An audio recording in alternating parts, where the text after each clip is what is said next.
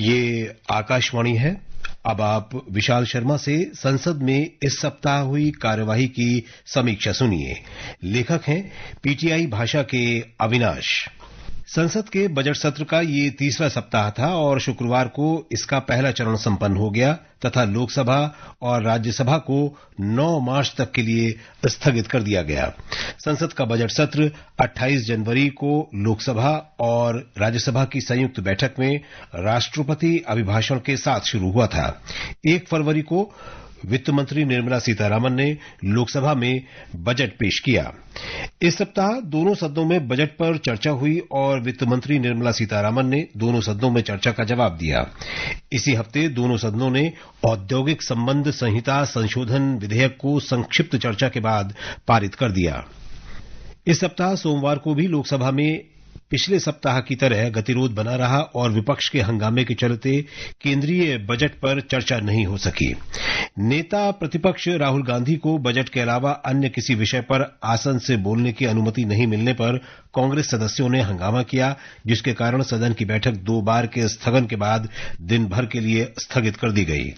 सुबह बैठक शुरू होने पर कांग्रेस सदस्य राहुल गांधी को बोलने की अनुमति देने की मांग करने लगे तो अध्यक्ष ओम बिरला ने कहा कि प्रश्नकाल में केवल प्रश्न पूछे जाते हैं और कभी किसी सदस्य को अन्य कोई विषय उठाने की अनुमति नहीं दी जाती। इस दौरान कांग्रेस के सांसदों ने आसन के पास आकर नारेबाजी शुरू कर दी। शोर शराबा जारी रहने पर अध्यक्ष ने 5 मिनट बाद ही कार्यवाही दोपहर 12 बजे तक स्थगित कर दी। कार्यवाही 12 बजे दोबारा शुरू होने पर सदन में हंगामा जारी रहा तो कार्यवाही अपराह्न 2 बजे तक के लिए स्थगित कर दी गई। 2 बजे बैठक शुरू होने पर भी सदन में विपक्षी सदस्यों का हंगामा जारी रहा और फिर बैठक दिन भर के लिए स्थगित कर दी गई।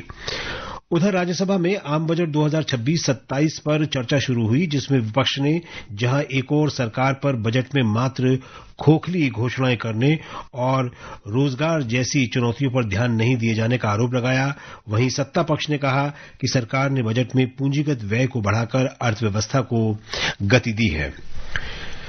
चर्चा शुरू करते हुए कांग्रेस नेता पी चिदम्बरम ने कहा कि सरकार ने पूंजीगत व्यय में कटौती की है। उन्होंने कहा कि सरकार को इस बात का स्पष्टीकरण देना चाहिए कि राज्यों को धन क्यों नहीं दिया गया या कोष जारी करते समय शर्तें क्यों लगाई गईं। चर्चा में भाग लेते हुए भाजपा के अरुण सिंह ने कहा कि 53.5 लाख करोड़ रुपए का कुल बजट है, जबकि कांग्रेस के नेतृत्व वाली सरकार में कुल बजट 17 लाख करोड़ रुपए से भी कम था, यानी ये बजट का आकार 3 गुना बड़ा है। तृणमूल कांग्रेस की सुष्मिता देव ने कहा कि केंद्र सरकार जिस तरह से कुछ राज्यों के साथ भेदभाव कर रही है, उससे भारत को विकसित देश बनाने में मदद नहीं मिलेगी। द्रमुक के पी विल्सन ने दावा किया कि बजट में तमिलनाडु के लिए कोई भी नई परियोजना की घोषणा नहीं की गई है। विल्सन के अपनी बात पूरी कर लेने के बाद वित्त मंत्री निर्मला सीतारामन ने संक्षिप्त हस्तक्षेप करते हुए कहा कि द्रमुक सदस्य का ये दावा बिल्कुल गलत है कि बजट में तमिलनाडु को कुछ नहीं दिया गया। सीतारामन ने कहा कि दुर्लभ खनिज गलियारा योजना, प्रत्येक जिले में लड़कियों के लिए हॉस्टल, मछुआरों के लिए घोषित योजनाएं, नारियल से संबंधित घोषणाएं ऐसी हैं जिनसे क्या तमिलनाडु के लोगों, लड़कियों, किसानों तथा अन्य वर्ग के लोगों को लाभ मिलेगा। चर्चा में भाग लेते हुए कांग्रेस के रणदीप सुरजेवाला ने आरोप लगाया कि बजट में किसानों को पूरी तरह से अनदेखा किया गया है। चर्चा में विभिन्न दलों के कई सदस्यों ने भाग लिया। चर्चा अधूरी रही। मंगलवार को लोकसभा में कई दिनों के गतिरोध के बाद केंद्रीय बजट पर चर्चा शुरू हुई। चर्चा में विपक्ष ने बजट को दिशाहीन और जन विरोधी बताया तो सत्ता पक्ष ने कहा कि बजट ऐतिहासिक है, जो 2047 तक विकसित भारत बनाने की यात्रा में निर्णायक मील का पत्थर साबित होगा। बजट पर चर्चा की शुरुआत करते हुए कांग्रेस सांसद शशि थरूर ने कहा कि बजट में बेरोजगारी को नजरअंदाज किया गया है, रहन सहन पर खर्च और असमानता की अनदेखी की गई और आम आदमी की समस्याओं पर कोई ध्यान नहीं दिया गया। भारतीय जनता पार्टी की अपराजिता सारंगी ने कहा कि भारत वैश्विक निवेशकों के लिए एक भरोसेमंद गंतव्य की तरह उभर रहा है। सारंगी ने कहा कि यह बजट सरकार की प्रतिबद्धता, संकल्प और निरंतरता को दर्शाता है और जन केंद्रित और समावेशी प्रकृति का है। समाजवादी पार्टी के अध्यक्ष अखिलेश यादव ने कहा कि अमेरिका के साथ डील नहीं ढील हुई है तथा जब इसी तरह का व्यापार समझौता करना था तो फिर 11 महीने इंतजार क्यों कराया गया। तृणमूल कांग्रेस के अभिषेक बनर्जी ने आरोप लगाया कि इस सरकार में जन्म से लेकर अंतिम संस्कार तक हर चीज पर कर लगाया जा रहा है। चर्चा में विभिन्न दलों के कई सदस्यों ने भाग लिया, चर्चा अधूरी रही। उधर राज्यसभा में बजट पर आगे चर्चा हुई, जिसमें विपक्ष ने एक ओर बेरोजगारी और कृषि क्षेत्र की चुनौतियों की ओर ध्यान नहीं दिए जाने का आरोप लगाया। वहीं भाजपा सहित सत्ता पक्ष के दलों ने बजट में की गई घोषणाओं को देश की अर्थव्यवस्था के लिए उपयोगी एवं राष्ट्र निर्माण की दिशा में एक महत्वपूर्ण कदम करार दिया। शिवसेना के मिलिंद देवड़ा ने चर्चा को आगे बढ़ाते हुए कहा कि इस सरकार ने उत्पादन आधारित प्रोत्साहन दिया और इस पर 24,000 करोड़ रुपए व्यय किए। उन्होंने कहा कि इससे देश में 12.5 लाख रोजगार का सृजन हुआ। चर्चा में भाग लेते हुए भारतीय जनता पार्टी के सुरेंद्र नागर ने कहा कि ये बजट आने वाले 25 वर्षों में भारत की विकास यात्रा को मार्गदर्शन देने वाला एवं राष्ट्र निर्माण की दिशा में एक महत्वपूर्ण कदम है। कांग्रेस के नीरज डांगी ने कहा कि ये बजट आंकड़ों की रोशनी से भरा हुआ है, किंतु आम आदमी की जिंदगी में किसी तरह की रोशनी नहीं ला सकता। आम आदमी पार्टी की स्वाति मालीवाल ने कहा कि पंजाब सरकार खुद फिजूल खर्ची करती है और दोष दूसरों पर मढ़ती है। राष्ट्रीय लोक मोर्चा के उपेंद्र कुशवाहा ने कहा कि बजट दूरगामी सकारात्मक प्रभाव डालेगा और हमारी अर्थव्यवस्था को मजबूती देगा। बजट पर चर्चा में विभिन्न दलों के कई सदस्यों ने भाग लिया, चर्चा अधूरी रही। बुधवार को लोकसभा में बजट पर आगे चर्चा हुई। नेता प्रतिपक्ष राहुल गांधी ने बजट की आलोचना की और कहा कि अमेरिका के साथ व्यापार समझौते में भारत और उसके किसानों के हितों की अनदेखी की गई है। राहुल गांधी ने कहा कि अमेरिका को भारत की वित्त व्यवस्था और ऊर्जा को भारत के ही खिलाफ हथियार की तरह इस्तेमाल करने की छूट दे दी गई है। भाजपा सांसद अनुराग ठाकुर ने राहुल गांधी पर पलटवार करते हुए कहा कि वो सदन में असत्य बोल रहे हैं तथा उनके पास तथ्य नहीं है। ठाकुर ने कहा कि आज भारत विश्व की चौथी सबसे बड़ी अर्थव्यवस्था है, जो भारत के लिए गर्व की बात है। ठाकुर ने भारत में डेटा सेंटर के लिए बजट प्रस्ताव में 20 साल के लिए कर अवकाश दिए जाने का उल्लेख करते हुए कहा कि इससे भारत में निवेश आएगा, लेकिन राहुल गांधी इसका विरोध कर रहे हैं। तृणमूल कांग्रेस के कल्याण बनर्जी ने केंद्र सरकार पर पश्चिम बंगाल की अनदेखी करने का आरोप लगाया और कहा कि प्रदेश सरकार के बार बार आग्रह के बावजूद केंद्र से उसके हिस्से की बकाया राशि जारी नहीं की गई।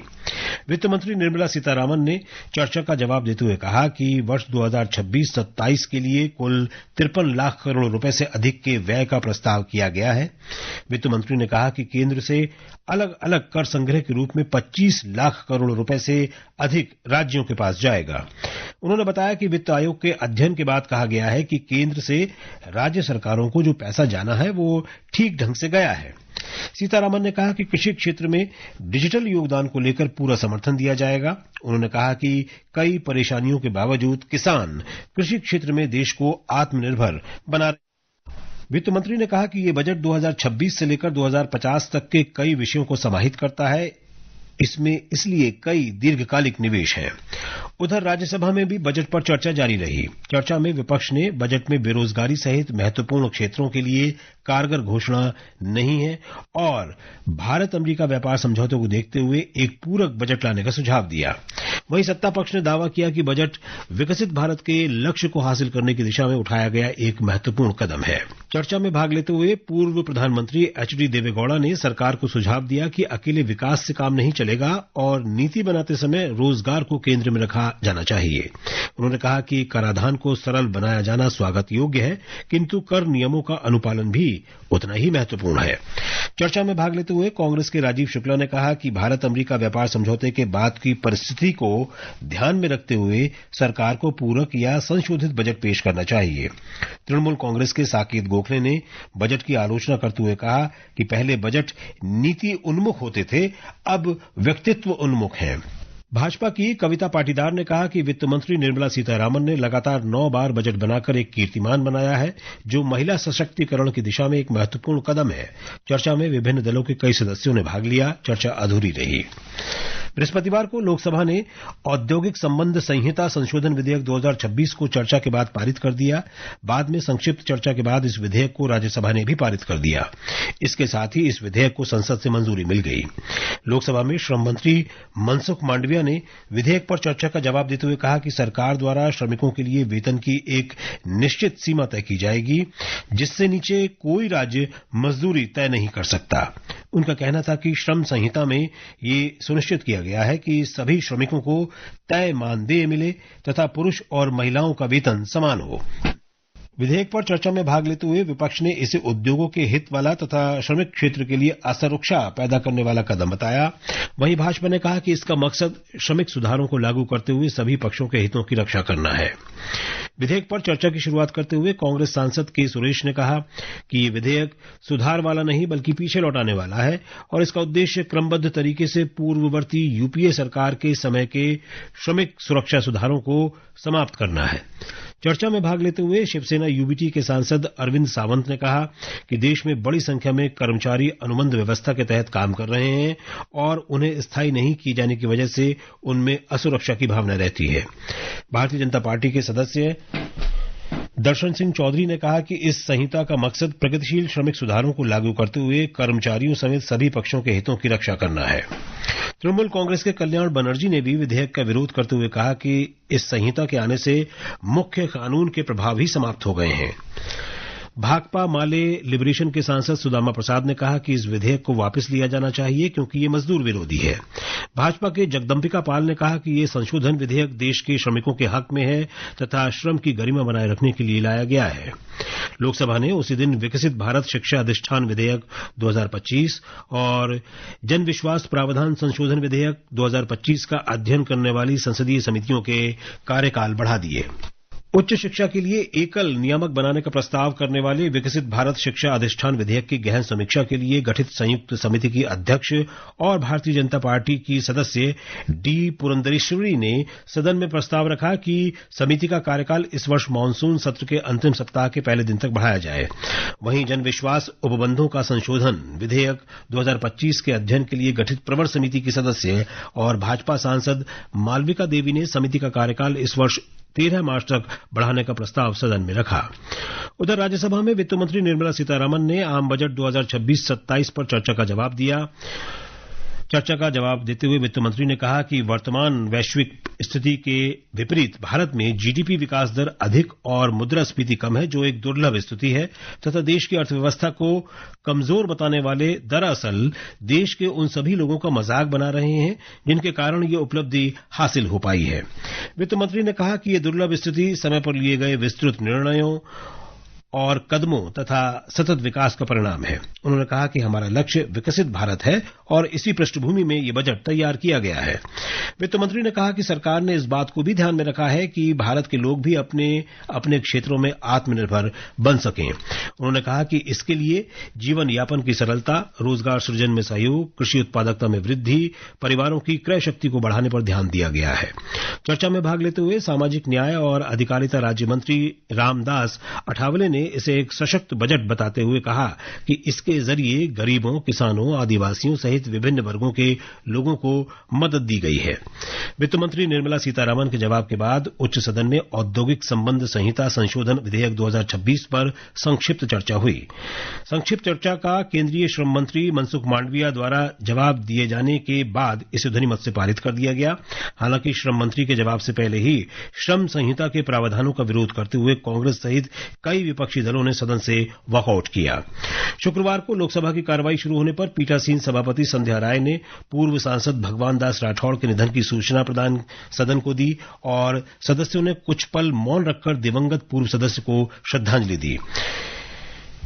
इसके बाद विपक्षी सदस्यों ने केंद्रीय मंत्री हरदीप सिंह पुरी के इस्तीफे की मांग करते हुए हंगामा किया, जिसके कारण प्रश्नकाल नहीं चल सका और सदन की बैठक 12 बजे तक के लिए स्थगित कर दी गई। सदन की कार्रवाई एक बार के स्थगन के बाद दोपहर 12 बजे आरंभ हुई तो पीठासीन सभापति संध्या राय ने आवश्यक कागजात सदन के पटल पर रखवाए और फिर 12:06 पर सभा की बैठक 9 मार्च तक के लिए स्थगित कर दी। उधर राज्यसभा में शून्यकाल एवं प्रश्नकाल सामान्य रूप से चला। प्रश्नकाल पूरा होने के बाद सभापति सीपी राधाकृष्णन ने घोषणा की कि आज जिन सदस्यों द्वारा विशेष उल्लेख के जरिए लोक महत्व के मुद्दे उठाए जाने थे, उन्हें सदन के पटल पर प्रस्तुत मान लिया गया है। सभापति ने इसके उपरांत बैठक को 9 मार्च पूर्वाह्न 11 बजे तक के लिए स्थगित कर दिया। अभी आप संसद में इस सप्ताह हुई कार्यवाही की समीक्षा